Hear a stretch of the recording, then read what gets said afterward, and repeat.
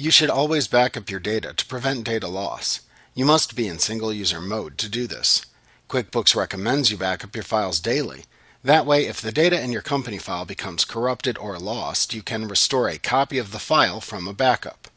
To make your company file current again after restoring the file, you need to re-enter all the transactions from the date you created the backup file up to the current date. However, that is far less work than recreating the entire company file again. QuickBooks gives you the option to create both local and online backup copies of your company file. The online option lets you create backup copies of your company file on Intuit's servers.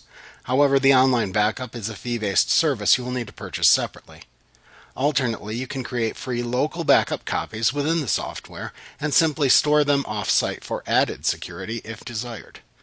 To create a local backup copy of the currently opened company file in QuickBooks, select File, then Backup Company, then Create Local Backup from the menu bar to open the Create Backup window. The option button for Local Backup should already be selected within the initial screen. Click the Options button at the bottom of the screen to open the Backup Options window, where you can specify the settings of your local backup copy. In the Local Backup Only section, enter the pathway or folder directory where you want to save the backup copy. You can click the Browse button to open a Browse for Folder dialog box that allows you to visually select the location into which you want to save the backup copy. After you have selected the folder or drive where you want to save the backup copy within the Browse for Folder dialog box, you can then click the OK button to close the dialog box. Your selection will then appear within the Tell us where to save your backup copies required field. You can then check or uncheck either of the two checkbox options shown in the Local Backup Only section of the window if desired.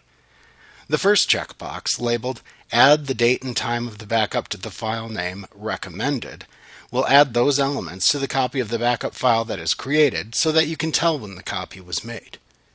The second checkbox, labeled Limit the number of backup copies in this folder to, will limit the number of backup copies within the selected folder to a number that you enter. In the Online and Local Backup section, you can check the checkbox shown to set QuickBooks to remind you to create a backup copy after you close the company file a specified number of times if desired. You can also select the Option button that shows what type of data verification you want to perform on the information within the backup copy you create. This ensures that your backup copy is free from data corruption.